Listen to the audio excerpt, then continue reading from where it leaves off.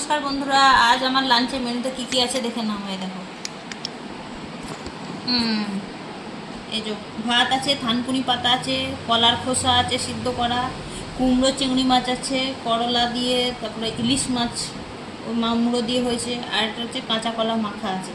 ঠিক আছে, থানকুনি পাতা দিয়ে প্রথমে ভাতটা খাবো।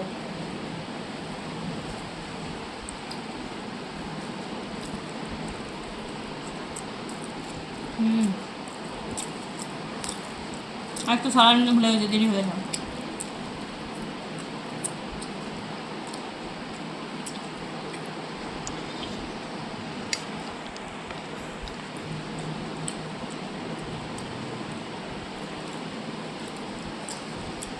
করলা দিয়ে